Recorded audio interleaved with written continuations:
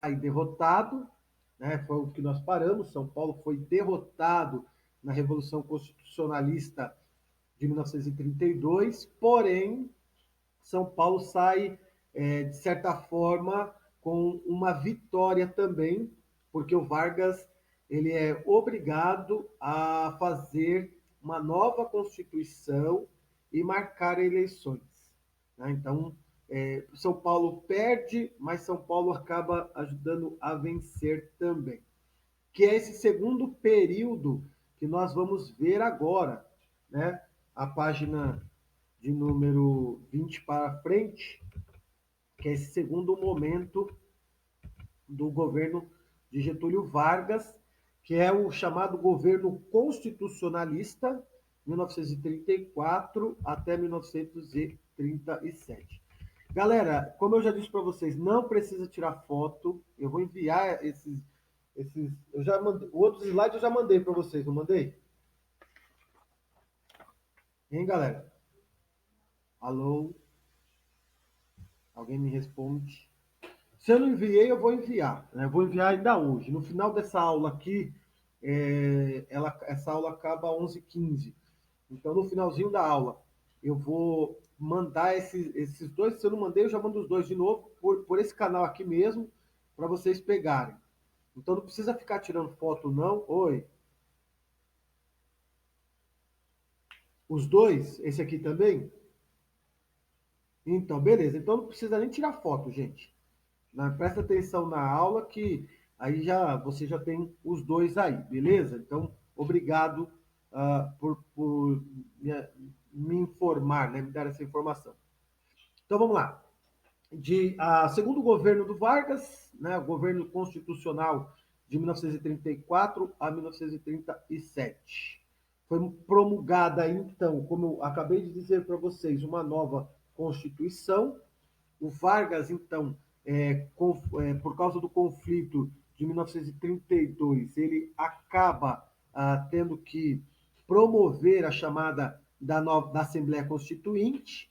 Quando a gente fala Assembleia Constituinte, é uma Assembleia propriamente para elaborar uma Constituição. Então, é eleita uma Assembleia Constituinte. Essa Assembleia Constituinte ela vai elaborar uma nova Constituição e depois é chamada novas eleições. No caso aqui, é chamada, então, uma Constituição, a chamada nova Constituição. No caso aqui, nós vamos ter uma terceira, essa é a terceira Constituição brasileira. A primeira, 1822, a segunda foi 1891, né? E essa aqui é a terceira, 1934, 16 de julho de 1934.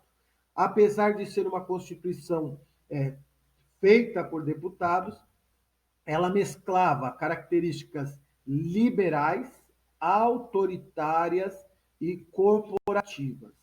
Vale-se dizer isso porque nós estávamos em um período extremamente turbulento. Lembremos que 34 aqui nós estudamos já, é o período entre guerras, o final da Primeira Guerra Mundial para o começo da Segunda Guerra Mundial.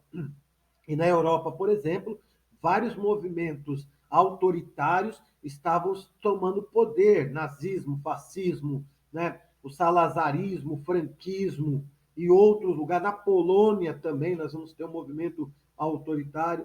Então, vários lugares do mundo nós tínhamos esses movimentos mais autoritários e que acaba tendo reflexo também no Brasil, nessa nova Constituição brasileira, né, que foi promulgada em 16 de julho de 1934. Na página de número 20, queridos, marquem os dois últimos parágrafos, tá? Perdão, o segundo e o quarto parágrafo. Pode marcar aí o segundo e o quarto parágrafo. O segundo vai falar basicamente o que eu coloquei aqui também sobre a Constituição. O que essa Constituição, então, vigorava? Primeiro, né, a divisão dos poderes em três: executivo, legislativo e judiciário. Tá? Então, a tripartição do poder, que já era algo comum. Mas aqui tem o fim do vice-presidente. Então, não haveria vice-presidente. É importante se dizer isso daí, porque a figura do Vargas meio que vai se centralizando na figura do Vargas. Né? Então, tira essa ideia do vice-presidente como uma oposição ou alguém que rivalizaria com o próprio Vargas, e o Vargas vai se tornando, então, uma figura hegemônica aqui, né? Uma figura mais pautada ao autoritarismo. Que, lembra que eu disse para vocês, eram expressões também do mundo em geral. Vários outros governos eram dessa forma também. Nós temos a criação da justiça eleitoral, né? Era importante se falar isso, principalmente para combater as fraudes nas eleições. Então, o voto passava a ser secreto, né? Havia-se agora documentos para que você pudesse votar. As mulheres agora podiam votar e ser votadas, algo que era uma conquista muito importante, que até então não se tinha. Essa Constituição garante. Né? O primeiro voto feminino no Brasil vai ser em 1932, no Rio Grande do Norte, agora é nacional. Todas as mulheres elas podem, além de votar, também ser votadas e participar do processo eleitoral. Logicamente que, ainda como é hoje, a participação feminina era menor. Hoje ainda já é bem maior, tudo bem? Não é ideal, deveria ter mais mulheres ainda. Né? O número de homens ainda é predominante lá na Assembleia Legislativa. Porém, isso não quer dizer que não se foi um ganho considerável aqui para as mulheres poderem não apenas participar das eleições, mas serem votadas também. Segunda coisa que aparece aqui, ele vai definir o mandato do presidente de 4 anos, tá? E voto direto e secreto. Tem um microfone aberto aí, galera. Alô? Ah, caiu. Alô? Galerinha?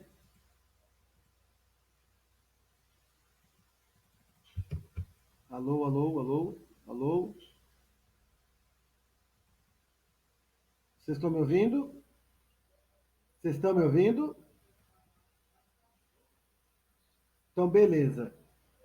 Então, aqui que deu uma travada aqui no meu Skype aqui, meu computador está travado. Então, eu não sei, né, o que vai acontecer aqui, mas vamos seguindo por enquanto. Se vocês me escutam, beleza.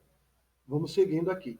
Então, o mandato aqui definiu um governo de 4 anos, garantiu voto secreto e direto. Né? Brasileiros agora maiores de 18 anos poderiam ter esse voto, né? E, com exceção dos analfabetos, mendigos e soldados e padres. Tá? Ainda ficava de fora aqui. Quando eu digo analfabeto aqui, estou falando de gente que não sabe nem ler e nem escrever. Tá? Então, e assim, era uma porção considerável da sociedade brasileira. Tá? Era para mais de 60% da população brasileira. Então, veja que ainda o voto estava um tanto restrito ainda.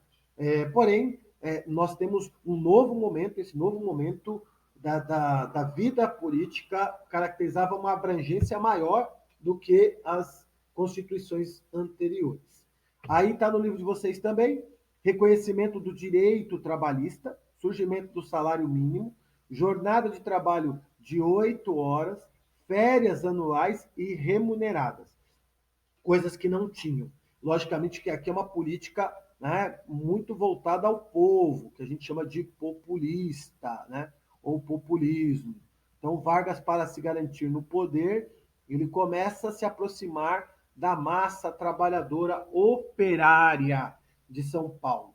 E, por último, o estabelecimento do ensino primário gratuito e obrigatório, que, logicamente, importantíssimo, inegável isso, mas isso era estabelecido pela um processo e uma vontade do Vargas, que era a vontade de criar uma população que pudesse trabalhar na indústria. E para isso você precisava educá-la minimamente. As pessoas tinham que saber escrever, as pessoas tinham que saber fazer algumas contas para que pudessem então trabalhar nas indústrias recém-chegadas ou que ainda chegariam no Brasil. O último parágrafo que vocês marcaram foi os dois partidos políticos que estão surgindo no Brasil. Podem virar para a página de número 21. Na página, nós temos, então, o primeiro partido é a Ação Integralista Brasileira, ou AIB, é um partido fascista. Então, o fascismo chegou ao Brasil, tá? E aí fundaram, então, esse partido AIB. Aqui está, então, a sigla dele, a NUAE, que é Você Meu Irmão, o Sigma, que era o símbolo que eles tinham, liderado por Plínio Salgado, ideias fascistas, defendia uma ditadura de partido único também, tá? Professor, eu não entendo o que é fascismo. É uma boa pergunta. Fascismo é um. Vamos lá, vamos tentar, já que abrimos, porque virou moda falar sobre isso. Fascismo, ele é um conjunto de ideias que surgiu ainda no contexto do período entre guerras, no qual nós temos, então, na Itália, um personagem como Benito Mussolini, que você aprendeu. O Mussolini, então, ele vai criar um partido, e esse partido ele vai colocar algumas ideias, à época, ideias autoritárias, né? Por exemplo, não aceitar discussões, né? Não aceitar, não discussões, mas oposição, né? Não aceitar, por exemplo, o diferente. Então, o fascismo ele vai aparecendo como uma forma de política empregada por esses grupos radicais, grupos aí de direita, né? Então, o debate que era por eles aí colocado era o seguinte: o Estado precisa ser acima de todas as pessoas, esse Estado precisa ser autoritário, tá? Então não pode aceitar que ninguém discorde dele, ele deve ser hierárquico, né? Ou seja, baseado na exclusão social, ou seja, aqueles que não se encaixam aquilo que o Estado padroniza, tira fora. Então, nesse momento, vai sair as teorias racistas, eles não vão aceitar outros, pessoas de outras condições. Então, você vai ter aí várias situações sendo apresentadas, né? Então, são elitistas, né? São racistas, impõem sempre a violência, eles não aceitam que haja desacordo, eles desprezam valores liberais, né? Liberdades individuais, por exemplo, de crítica, de representação, eles têm culto à personalidade.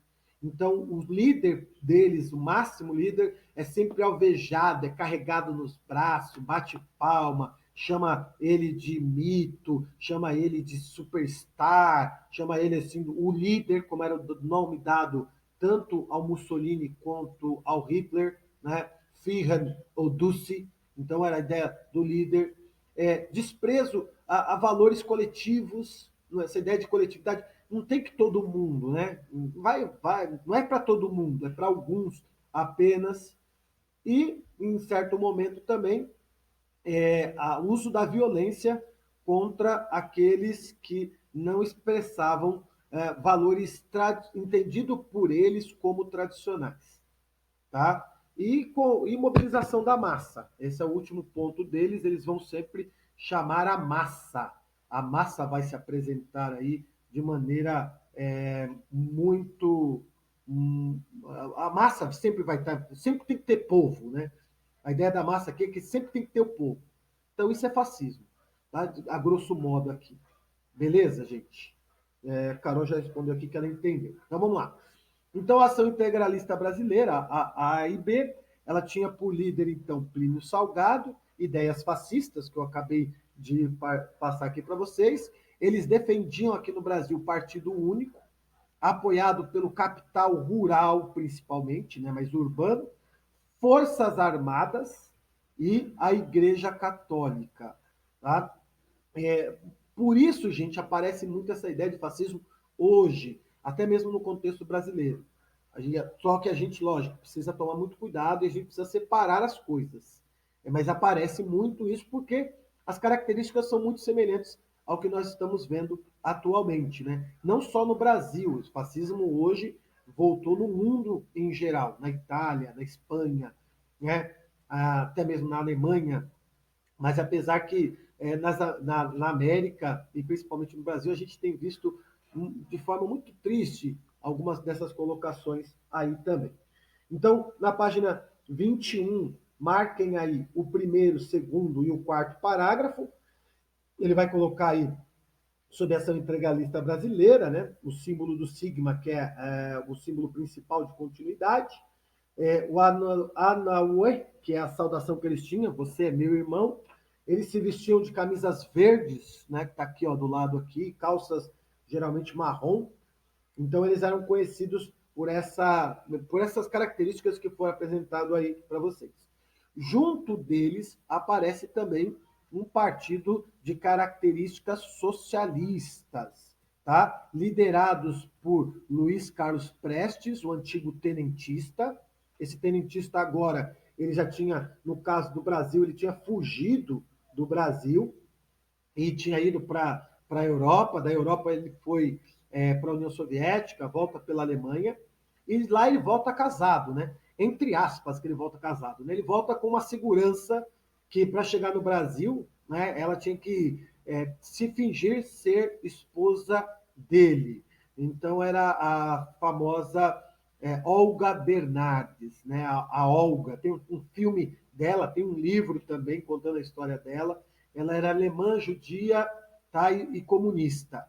Então ela vem e a ideia era, nesse momento, implantar um regime socialista no Brasil.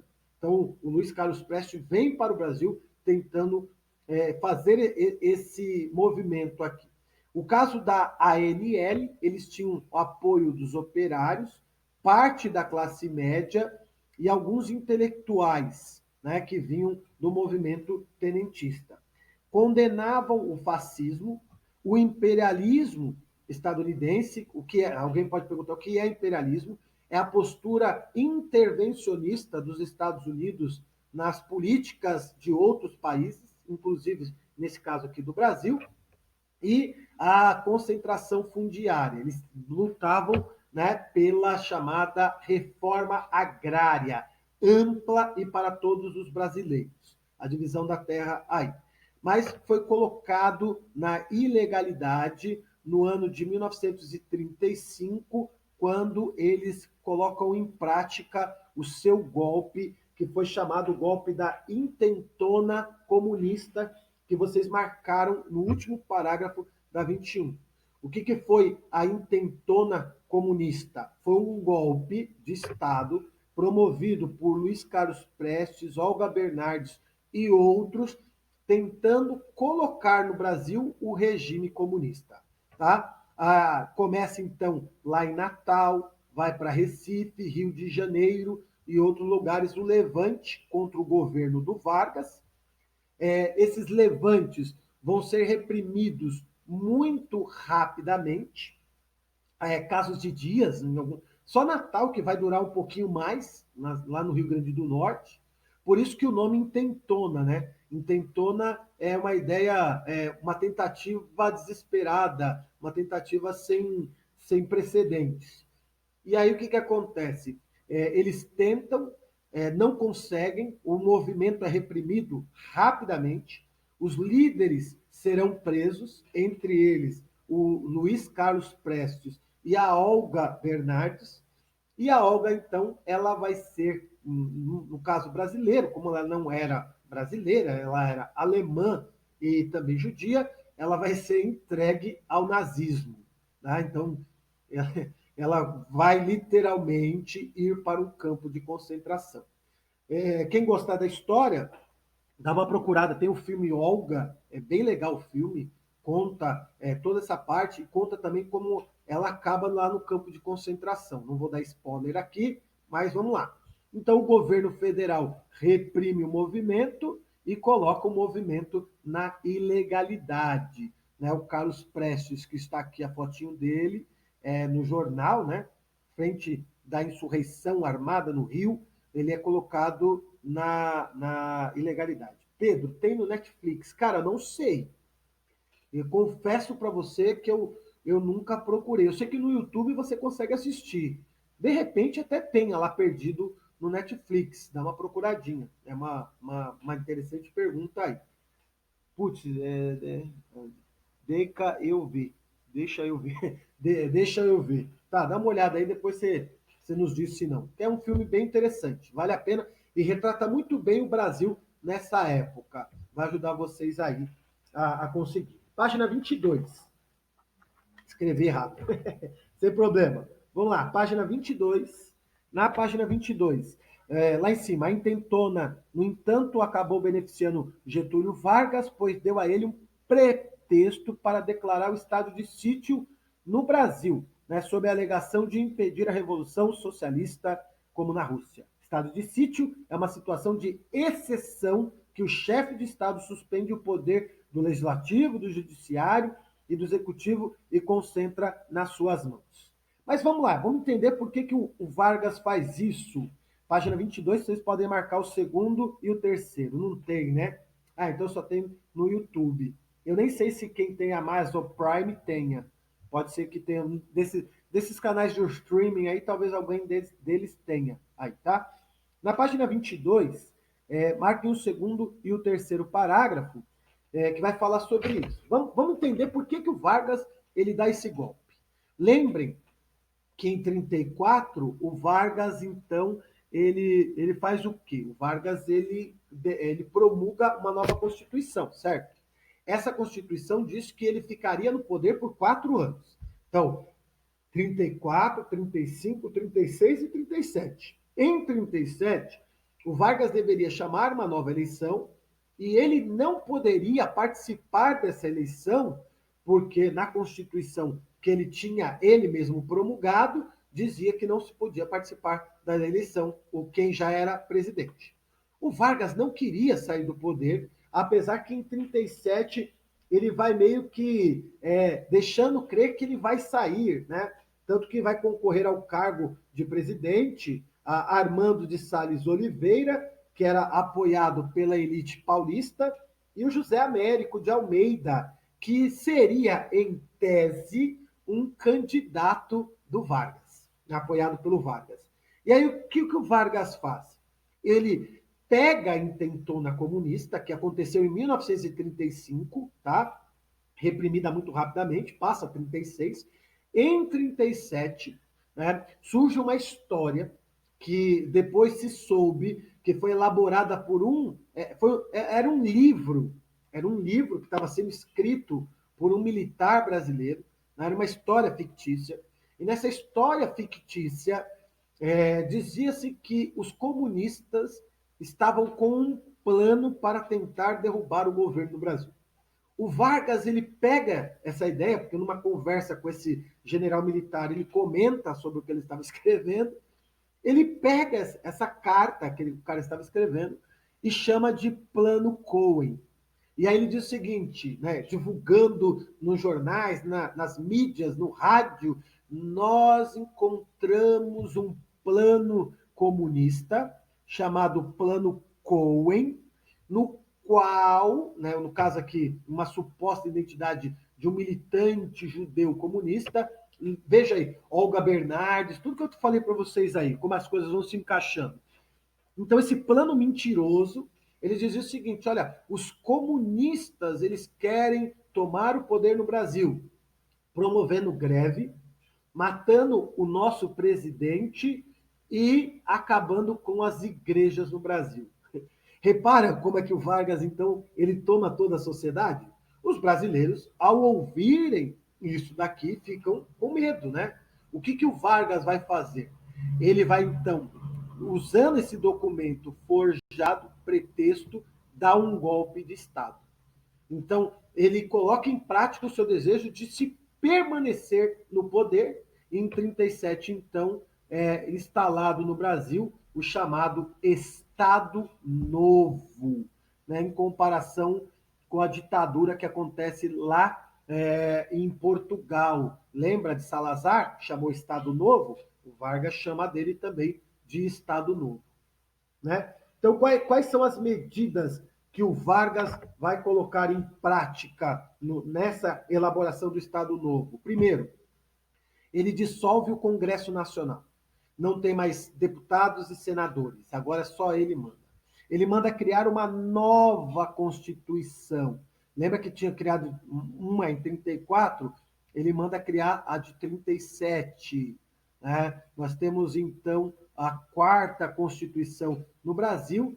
Essa aqui vai ficar conhecida como a Constituição Polaca, porque ela vai ser muito semelhante à Constituição da Polônia, que era muito autoritária, tá bom? Então ele elabora uma nova Constituição, né? Ortoga e não promulga, tudo bem? É uma diferença entre ortorgar e promulgar.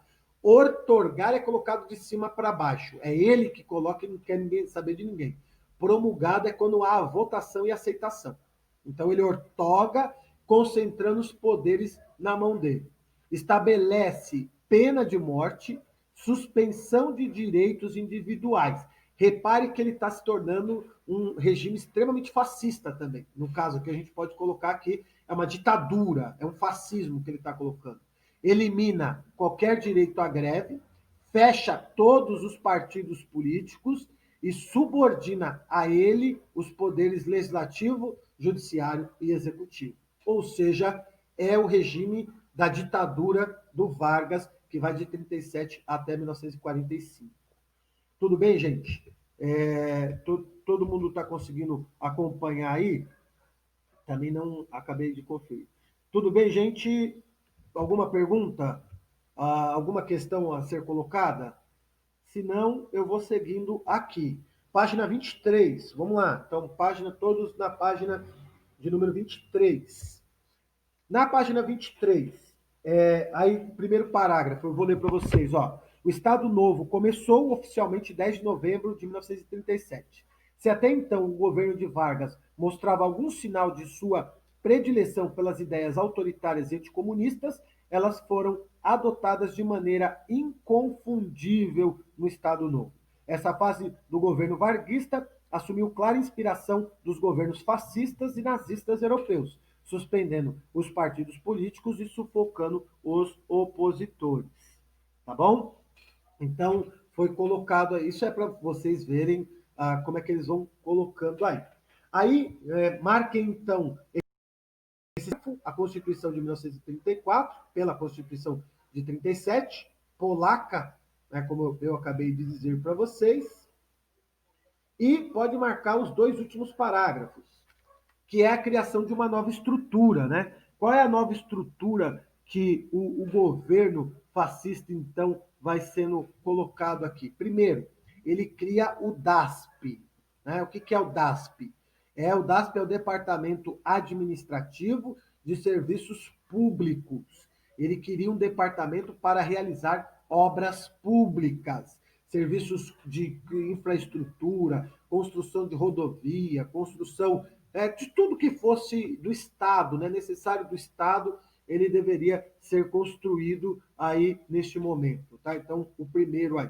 O segundo departamento, aqui já é um departamento de controle, é o DIP, Departamento de Imprensa e Propaganda.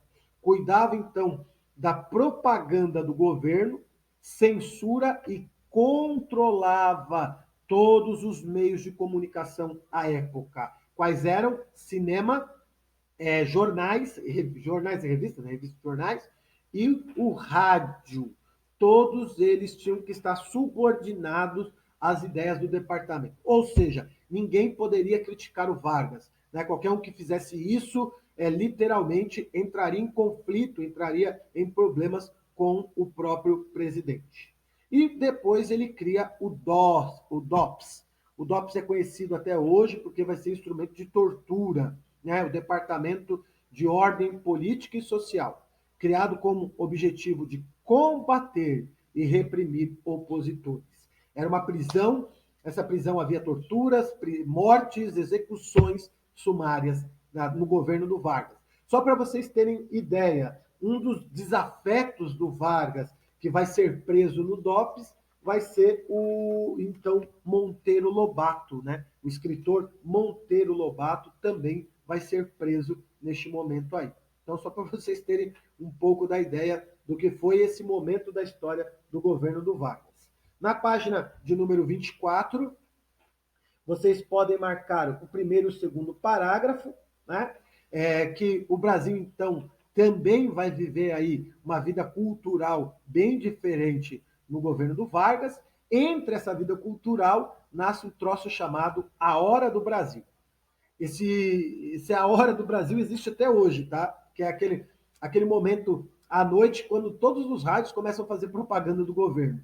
Ou seja, é uma lei ainda do Vargas. Só para vocês verem como que até hoje essa lei vigora aqui. Então, todo programa oficial radiofônico era obrigado a fazer um pronunciamento oficial, né, no caso aqui era uma propaganda do governo, dizendo que o governo fazia, exaltando a figura do Vargas, era a hora do Brasil, né? Até hoje está aí a hora do Brasil, né? Em cadeia nacional aí. A Rádio Nacional do Rio de Janeiro, que foi fundada em 1936, atua como um importante divulgador da política do Vargas. Tá? Então, era muito colocado a partir. O rádio vai ser um instrumento do Vargas para se manter ali no poder e manter as massas controladas. Tá? Então, programas de auditório, músicas, novelas e novelas radiofônicas aparecem nesse momento e sempre todo show, todo músico, todo filme tinha que ter uma exaltação ao que o governo do Vargas estava fazendo. Vocês marcaram o primeiro e o segundo, agora vocês vão marcar o quinto parágrafo. Né? Durante o Estado Novo, o conceito de cidadão mudou. Né? O cidadão passou a ser sinônimo de trabalhador.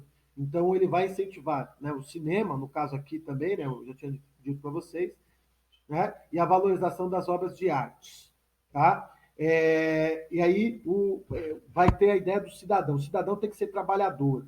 Né? Então, aparece toda essa colocação do trabalho como a fonte mais importante aí para o Vargas. E os dois últimos parágrafos vocês podem marcar também. Valorização, então, do trabalho pela CLT. E no último aqui, as criações do Vargas. Nesse período, então, o Vargas começa a construir a Companhia Siderúrgica Nacional, CSN, a Companhia Vale do Rio Doce, que hoje é a companhia, hoje seria a Vale, né, que foi privatizada, mas era a Vale do Rio Doce, as hidrelétricas de Paulo Afonso, na Bahia, e também a primeira fábrica de motores nacionais, a FNM, Fábrica Nacional de Motores. Tudo com a finalidade que o Vargas tinha de literalmente fazer com que o Brasil se tornasse uma potência industrial, tá? Então ele se tornaria uma potência industrial. Vamos caminhar para o finalzinho da aula aí, eu sei que já batemos aí o nosso horário, mas deixa eu seguir só mais um minutinho aqui para a gente meio que encerrar. Página 26. Página 26. Apesar que eu vou falar isso com vocês mais tarde também, porque nós vamos entrar e falar da Segunda Guerra, eu retorno para falar, mas vale dizer a participação do Brasil, tá? O Brasil, então, havia se permanecido neutro, o Brasil não entra na guerra, ele não quer participar da guerra, havia uma certa neutralidade, porém essa neutralidade ela vai mudar quando o Japão, em 41, vai atacar a base naval de Pearl Harbor, nos Estados Unidos. E aí os Estados Unidos começam a pressionar o Brasil para entrar na Segunda Guerra Mundial. Né? E a recompensa do Brasil seria empréstimos para a construção da siderúrgica de Volta Redonda, que era um grande projeto do Vargas. Então, a princípio, o Vargas rompe com a Alemanha, e aí em 42 vem a desculpa. Né? Um suposto submarino alemão havia afundado navios mercantes brasileiros, 2 navios brasileiros. Com isso, o Vargas declara guerra aos Estados, à Alemanha, entrando do lado dos aliados, logicamente do lado dos Estados Unidos. E com isso daí o Brasil abre, né? Podem marcar na página de número 26 o quarto e o quinto parágrafo, tá? Vocês podem marcar o quarto e o quinto. Com essa ação, o Brasil permite que os Estados Unidos fundem três bases militares no Brasil, né? Não duas, três, as bases de Belém, Natal e Recife. Também permite o assino de acordos bilaterais com os Estados Unidos. Neste momento, então, são enviadas para o fronte de batalha na Itália, tá? O Brasil não luta na Alemanha, o Brasil luta na região da Itália. As Forças Expedicionárias Brasileiras, a FEB, e a Força Aérea Brasileira, a FAB, que vão lutar para lá, né? Eu já falei das instalações aqui militares. No confronto, houve muitas vitórias, né? A FEB sai muito vitoriosa no norte da África, e nós temos aí a morte de 451 brasileiros. Tá? Essa força brasileira ela contou com mais de 5.000 soldados que foram enviados para lá. Vocês podem marcar, então, os dois últimos parágrafos. Aqui é o presidente Vargas e o presidente Franklin Delano Roosevelt. Esse aqui é o Vargas e esse aqui é o Franklin Delano Roosevelt, assinando aí o tratado. E aí o fim do Estado Novo, aí eu termino nessa parte, com o fim da Segunda Guerra Mundial, né? Os soldados brasileiros voltam, e aqui fica um problema, peraí, vocês foram lutar contra o quê? Ah, nós fomos lutar contra os governos autoritários do nazismo e do fascismo. Peraí, mas no Brasil não tem um governo autoritário também? Tem. Então, o que vai acontecer? Vamos lutar contra esse governo. Ou seja, como eles vão lutar contra governos autoritários, era impensável continuar com um governo autoritário aqui no Brasil. E aí começam, então, a pressionar o Vargas para o Vargas acabar com a ditadura.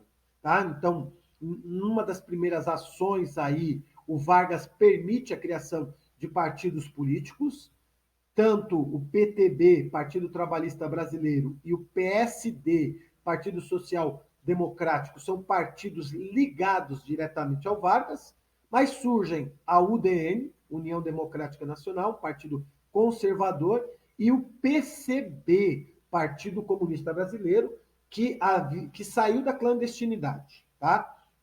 Nesse momento no Brasil, nós temos um movimento chamado Queremistas, que é um movimento que defendia a permanência do Vargas, página de número 27. Vocês podem marcar o primeiro, no caso, é o último da 26, vocês marquem, né? E o terceiro, o segundo da 27, o último da 26 e o primeiro e o segundo da 27, perdão.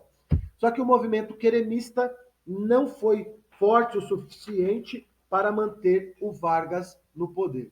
E aí o Vargas, pressionado, renuncia em outubro de 1945. Em dezembro, tem eleições para presidente, deputados e senadores. É eleito como presidente o militar Eurico Gaspar Dutra, general, que foi ministro da Guerra do Vargas, e foi a indicação do Vargas para presidente, tá? Pelo PSD e o PTB, que eu acabei de falar para vocês. E o Vargas, que não é bobo nem nada, consegue se eleger ainda, tá? Ele se elege a senador do Brasil pelo Rio Grande do Norte, pelo Rio Grande do Sul, perdão, pelo Rio Grande do Sul.